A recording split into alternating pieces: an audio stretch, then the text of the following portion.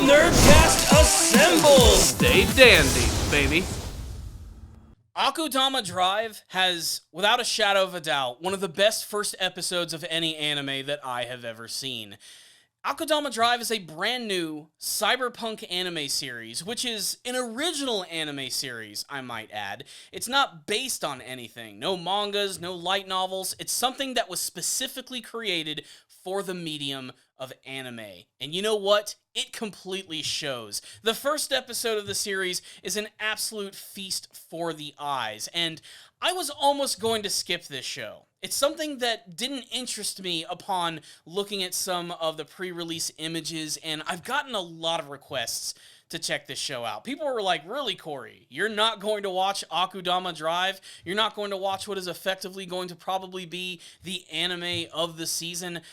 It just wasn't for me initially. That is until, out of curiosity, I decided to just sit down and watch the first episode of the series, and 10 minutes in, I knew that there was something special about this show, and the way that it was executed, animated, edited, the music that was used, and just some of the stylistic choices just made this such an absolute joy to watch. So, without further ado, let me go ahead and review the first 2 episodes of Akudama Drive. So, first and foremost, let me just say that I can see a lot of cyberpunk influence in Akudama Drive. It's equal parts Blade Runner and Ghost in the Shell, and even mixed in with even crazier elements with real-life films like stuff from Quentin Tarantino. I even get some, like, weird, and I know this is gonna sound weird, space dandy vibes from this type of show. Maybe it's the outlandish character design, maybe it's the way that the characters proceed to go into these action scenes which abandon all sense of believability. There is some craziness going on in this show, which must be seen if you are an anime fan. So, the overall story itself is surprisingly simple, but the way that it's actually executed is nothing short of brilliant. That's exactly what I love about this show. And hilariously enough, all of the characters in the series don't even have any real names. They just have titles. That's what's remarkable about the show. It can get away with that because of how tantalizing it really is to the actual eyes. So, first, here's a little bit of background on Akudama Drive. It actually takes place in this cyberpunk future of Japan, where there is this divide between these 2 distinctive regions. There's the Kanto region and the Kansai region. And at some point in the past, Kanto decided to drop a big, massive bomb on Kansai, and everything was destroyed, but Kanto actually decided to actually help them rebuild. Thus, Kansai ended up becoming sort of like a vassal state for the Kanto region. They basically view them as like the amazing gods of Japan at this point. Right after this, we are immediately thrust into this dystopian cyberpunk world where everything is just insane. Everything is just shrouded in neon colors of blue and pink and red. And you have these amazing backdrops and these crazy character designs which inhabit what is otherwise a really rich and detailed world. But also, there's another thing that exists in this world. Akudama. Now, they don't explain this outright, but Akudama are essentially high-level criminals of a crazy degree, and they all seem to have their very own distinctive titles, and we get introduced to all of them in the first episode of the series. There's Courier, there's Brawler, there's Hacker, there's Doctor, there's Hoodlum, there's Cutthroat, and of course there's the newest member of the team who goes by the name of Swindler, and that ends up looking like it's going to be our main character of the series, this young girl who seems to have no name whatsoever, who ends up getting dragged into this crazy situation with all of these high-level criminals. The first episode is all about her actually meeting one of these Akudama who goes by the name of the Courier. She actually decides that she's going to go through the city and get some delicious food, and in a couple of situations you get to see her interacting with this very interesting world, like when she tries to save this cat, which is Now, incredibly ironic considering what actually happens later on in the episode, but I love how there's little details during this scene that show how crazy this cyberpunk world is. Like when she runs into the street to actually grab this cat, we get to see that she's about to be hit by this vehicle, which suddenly begins to careen off the side of the road, only to be stopped by an invisible barrier that basically gives a warning. It's little things like this that sort of establish how the technology in this world works that's really awesome.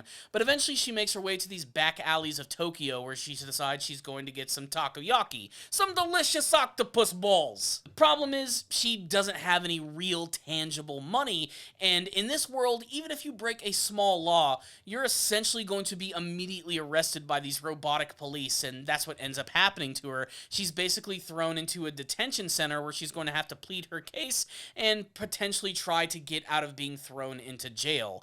The thing is, while all of this is going on, they're rapidly introducing all of these really crazy and over-the-top characters. We've already seen Courier, who rides around on a motorcycle, and when I say rides around on a motorcycle, I mean he quite literally, like, rides around on everything. The streets, the sides of the buildings, he has grappling hooks on the front of his motorcycle, which basically throw him around the city like freaking Spider-Man. It's insane, and again, it's just a reminder that some of the action in this show is going to be incredibly inventive in the way that it's actually executed, but we get introduced to a lot of different characters in this scene. We also get to see Brawler, who basically is this big dreadlocked dude who, as his name implies, just loves to beat the shit out of things, and he does it in a lot of style. He seems like he can't even be hurt by anything, and he seems to get his kick by actually constantly fighting. We also have the Hacker, who's a young boy who basically spends his time trying to keep himself from getting bored by hacking into banks, stealing money, and basically just trying to one-up himself in every single way possible. There's also the Doctor, who is this very buxom and sexy lady who is quite literally a doctor, as her name implies, but she's also something of a psychopath. There's a great scene where they introduce her where they're on this like bus, and there's this old man who's actually having a heart attack, and she decides that just for the fun of it, she's going to do some quick form surgery on him, but in the process ends up killing everyone else on the bus. It's hilarious. She ends up saving this one guy, killing all of these other people. It is insane. Now, what's really great about this entire scene when they introduce all these characters is that they all end up receiving a text message where they're given a brand new mission where they're going to have to try and save this guy who goes by the name of Cutthroat, another part of the Akudama, who is about to be publicly executed, which in this world is like a massive event. It fills up arenas, it gets people's attention. Public executions in this world are a really big deal, and basically they're all given the mission to try and actually save this guy. And of course, they're all crazy enough to do it, so this involves all the characters finally arriving all at one point together. The problem is this also happens to be the same police and detention center where that random girl is, and she ends up getting dragged into this situation where they're all desperately fighting their way into the core of this police center to try and save this serial killer. And this entire scene is nuts and a great display of all of their abilities. And watching them all come together in one room to see how crazy they all are is nothing short of entertaining. If it's not their abilities, it's their egos, which are constantly clashing with one another in a really great way. And the funny thing is, not one of them is redeeming. They're all really bad people. They are criminals and killers, and they absolutely know it, and they love it. And watching them relish in that is great, and watching this random girl witness all of this might be one of the funniest parts all about it. But eventually they make their way into the lower levels of the prison, where they end up releasing another Akudama, a low-level one, who goes by the name of Hoodlum, a guy with a giant pompadour who, like the ordinary girl, is known really all that special, but he ends up getting dragged into this situation as well, where they finally make their way to this big underground arena where Cutthroat is about to be executed. And this is hilarious to me. We live in this massive, super technologically filled cyberpunk world where they can do all this crazy stuff with their weapons and their abilities and all this stuff, and they manage to try and execute a guy by using a fucking guillotine. It's stuff like that that makes me realize the show has a great sense of humor, but it's then followed by all of the Akudama coming together in this massive scene of trying to save this guy, while also being chased by a giant tank-like robot, which is got to have one of the craziest, most erratic designs that I have ever seen. It kind of reminds me of like something from the Matrix in the way that it actually moves, basically being just like a giant orb with a bunch of like weird spider-like legs, but watching all of the characters battle against it in this crazy scene, which is absolutely indescribable, is one of the best things that I have ever seen. What I love most about it, again, is not just the animation and the overall spectacle, but it's the minor details. It's the music cues, it's the colors that are used, it's the atmosphere that's created with all of the particle effects and the smoke. You can tell that a lot of thought was put in the way that these action scenes were actually portrayed, and watching Courier just use his grappling hooks to run around and swing around, followed by Brawler, who uses just his fists to actually battle, to Hacker utilizing all of his abilities to float around on these two little drones. It's all just so spectacularly thought out that I cannot do it justice. You really do have to see it for yourself to see how awesome it really is. So what's really great here is that ordinary girl has gotten involved into this because she claims to be an Akudama herself. She's known as the Swindler. And the only reason she actually brings this up is because there's a point where she actually interrupts all of them meeting each other, and basically they were all going to kill her. It wasn't until she mentioned that she was an Akudama who was off the grid and has actually tricked the system that they decided that actually she's worth keeping around. And thus she ends up getting dragged into all of these crazy situations, much to her shock and dismay. But by the end of this episode, not only do they end up stopping the police from killing Cutthroat, but they actually end up saving him. And Cutthroat, like the other Akudama, is insane. He's basically just a crazy serial killer. And while all of this is happening, suddenly, just randomly out of nowhere, we get to see that Courier had another mission. He was bringing a briefcase to Cutthroat, who then opens it up, and suddenly we have all of these weird collars which attach themselves to the Akudama. And the thing about these collars is if you actually try to forcibly remove them, your head's gonna explode. Not only that, but they're actually connected to this cat, a robotic cat, by the way, who's actually orchestrated this massive event to bring all of these characters together to try and test them and put them in some sort of like weird scenario. And if they try to get out of it, well, all he has to do is press a button and boom, their heads are going to explode. It is a crazy first episode, knowing that all of this was created just to bring all these characters together and bring them into some sort of weird collaborative event, all from a crazy robotic cat. And this poor girl is wrapped up in all of it.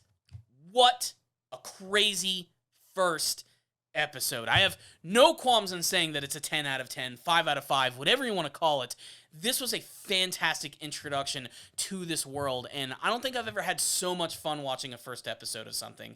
I don't know if it's the editing or the animation or the really fun characters or the distinctive art style for the show, but it's great. Just everything about this show is fantastic. So, of course, I was tardy to the party when it came to Akudama Drive. I am only 2 episodes into the series. The 3rd episode, as of this review, has not aired, but I did go ahead and I watched the 2nd episode of the series. And my biggest fear is that they were going to blow their load in the 1st episode, and there was no way that the 2nd one could even live up to the hype of the 1st. Man, I'm so glad that the 2nd episode of the series was just as exciting, if not more, in so many different ways. So again, the 2nd episode immediately picks up from the last, where the cat has brought all of these characters together, and it's all part of some weird, mysterious plan where it's going to continuously give them these challenges in which they have the ability to win a lot of money. That was the original thing about the 1st episode. All these people were brought in to try and get Cutthroat out of his execution so that they could make a ton of dough. Here, it's just going to keep getting bigger, but the actual missions themselves are going to continuously get more dangerous. The thing is, though, they're constantly going to have to be escaping from the police, as well as these Akudama hunters, which go by the name of the Executioners, who make one hell of an appearance by the end of this episode, leading to one of the best fight scenes that I've seen in a really long time. So this episode right here was a little slower in a sense that we got to spend more time with the Akudama and getting to learn a little bit more about their overall personalities and what they're all about. And pretty much like the 1st episode, they're all just fucking insane. Even a low-level character like Hoodlum is just in it for the notoriety of all of it. That's the weird, sick, depraved world that these characters exist in, and it makes me feel so bad for the ordinary girl who's been caught up in all of this. Again, who still does not have an actual name, and neither do the characters. They simply just have their titles. So most of the episode focuses on the cat trying to explain what their next mission is going to be, but before that can even happen, they have to find some place to lay low for a little bit, and laying low in this series doesn't seem like it's ever going to be a possibility, because they do things in the most flashy, over-the-top way possible. They end up stealing a bus, which is not even a bus, it's like a giant flying blimp in the air, and they utilize the powers of Brawler and Hacker to actually take control of this. And this is where we get to spend a small amount of time with these characters and seeing what they're all about. And their overall titles tend to sort of explain exactly who they are as people. Courier is sort of like the cool, calm, kind of default main character of the series. There's definitely a little bit more to him, but they're going to intentionally keep that mysterious. You have Cutthroat, who is basically just your run-of-the-mill crazy serial killer who seems to have taken a weird, creepy interest in the ordinary girl and has essentially decided to protect her. Basically, I think this means that he really just wants to kill her. Brawler, again, is probably the simplest member of the group. He just wants to fight things. That's what he's all about. Hoodlum basically wants to make a lot of money, but he doesn't want to do anything too dangerous in order to make it happen. And Doctor, well, Doctor just loves to fuck people up. What's also interesting about her character is how, even when she gets severe damage done to her, she could immediately use her Doctor-like abilities to immediately heal herself. Even when it seems like something seemingly life-threatening ends up happening to her, she can stitch up her wounds in like just a second. The Hacker is also an interesting character too, as while he might seem like the most intelligent member of the group, what he lacks is a lot of physical strength. And that reminded me that all of these characters are going to have to rely on each other's abilities if they want to make it through all these crazy scenarios. So, like I said, they end up taking control of this sky bus, which inadvertently ends up getting thrown off course when frickin' Cutthroat decides to start hitting a bunch of buttons, and it ends up just crashing into this massive geisha-like hotel in a sequence which is filled with some breakneck editing and pacing, which made me realize I just love the overall style of the show. They end up busting into a hotel room where they end up deciding to talk a little bit more about the mission, and this time it's going to involve actually going to this train station, which is known as the Shinkansen, and apparently this is something that within this world is incredibly dangerous and is going to lead, again, more into the backstory of this world, where they have to do this in a very short amount of time, because if they end up going to this one section, they end up all going to dying, because this is where that point of explosion happened when that giant bomb actually came from Kanto. It's completely contaminated. They could end up dying just from the winds and all the radiation and everything.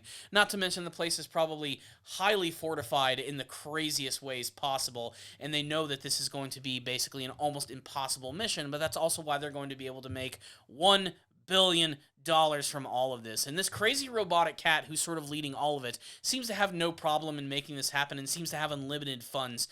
Why this is all happening is still completely mysterious. Again, it's mostly just an excuse for absolute craziness, but that's when they decide to introduce a brand new antagonistic force to the series. I don't even know if you want to call them antagonists, because the Akudama characters themselves are not exactly good guys, but basically they introduce the Executioners, which are these two, high-level cops that basically go after the Akudama, and there's a female member who's the pupil, and then there is the master, and they end up having an amazing fight scene in this hotel. This fight scene, again, just bleeds with so much style. It's not even the cool fighting choreography with how hard-hitting it is, the characters jumping around and fighting each other with the kicks, or the fact that Courier brings his frickin' motorcycle into the room to blast all of them. It's the overall aesthetic of everything, just the look of the room, how initially they're in this really cool looking hotel room which has these holograms on the floor, which is kind of like, looking in a glass bottom boat with all of these fish, but they're all fish holograms. So watching Brawler fight against the Executioners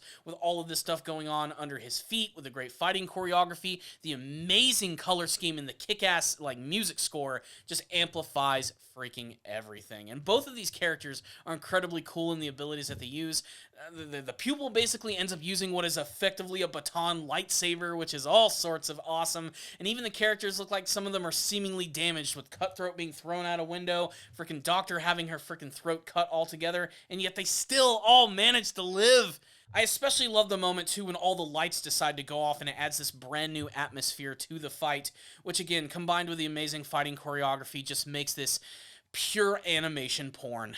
The episode ends with the Akudama barely escaping thanks to Courier, who brings his bike into the building, which basically makes everything explode, with the Master and the Pupil just barely making it out alive, the ordinary girl realizing what the hell has she gotten herself involved in as they prepare for their next big mission. So what's the rundown on Akudama Drive? Man, I can honestly see why this is going to be the anime of the season. I mean, stylistically, it's not like I haven't seen anything like this before, but the way that it's actually executed is fantastic. And again, the thing that I love most about it, again, is that it is original. It's something that was created specifically just to be an anime, and you can definitely see a lot of the influence in it. Like, if you've ever watched anything, remotely related to Cyberpunk, you're definitely going to see a lot of that here. I see most of it coming from Blade Runner and Ghost in the Shell, but I can even see elements of, like, the Fifth Element in the show. I can even see a little bit of Cowboy Bebop, a little bit of Space Dandy is sort of baked into the DNA of this show. And it really gives it a very unique vibe. But again, I think it's the distinctive character design, the animation, and the attention to detail which truly makes this show amazing. I love the editing of the show. I know that's a weird thing to bring up, but whenever there's like a really cool transition, I love how they have like multiple frames come in from different directions and everything. It gives this show this flavor which is wholly unique to it. And that combined with the characters themselves, which are frankly just a lot of fun, makes this one hell of an experience. That's really the only way to put it. It's an absolute feast for the eyes. I sometimes watch a show and I find myself being completely speechless when I'm done watching it, and that was kind of the feeling that I actually got when I ended up watching the first episode. Like, my mouth was on the floor and I was like, whoa, what was that? I immediately went to the second episode. I just had to see what was happening. And I also put out like a post immediately saying, like, this show's amazing. Why am I not reviewing it? Why am I not talking about it? Well, I'm talking about it now, and I'm going to do everything in my power to review every single episode as it is released, because this already shot up to like my favorite show of the season just from the first 2 episodes here. I'm truly loving this show right here, and you'd be hard-pressed not to check it out. I can only give it my highest recommendation for the season, and it's another one of those shows this year that ended up being a really pleasant surprise. I now know why a lot of people were talking about it and why they were looking forward to it so much, because this is high-quality stuff right here. It's Akudama Drive. It is cyberpunk animation porn, and you have got to check it out. So I'm going to try and be more concise in my later reviews of the episodes. Now I'm going to do it episode-by-episode basis. I'm going to try and break it down just a little bit more for you guys. I can say that the first 2 episodes of the series were nothing short of spectacular. I'm giving both of them a 5 out of 5. But I'd love to get your thoughts on the series. Yours may differ. You may love this show. You might not like this show. But sound off in the comment section below telling me what you thought about this episode, the second episode. Do you have a favorite Akudama or a favorite character from the series thus far? What do you hope to see from the rest of this brand new Cyberpunk anime series? So thank you guys so much for watching this review. Please subscribe to the channel for more videos just like this one. If you liked this video, use your super cybernetic abilities to smash that like button. Helps out these videos a lot, ensures more people can see my content. I also want to thank all of my patrons who have been making monthly donations through my Patreon. You guys are freaking incredible. Remember, first-time donators, I'll review an anime series of your choice, as well as adding your name to this list of awesome people. You guys are the producers of Ace Guru. So thank you so much. I'll see you all next time. And as always, stay down there, baby.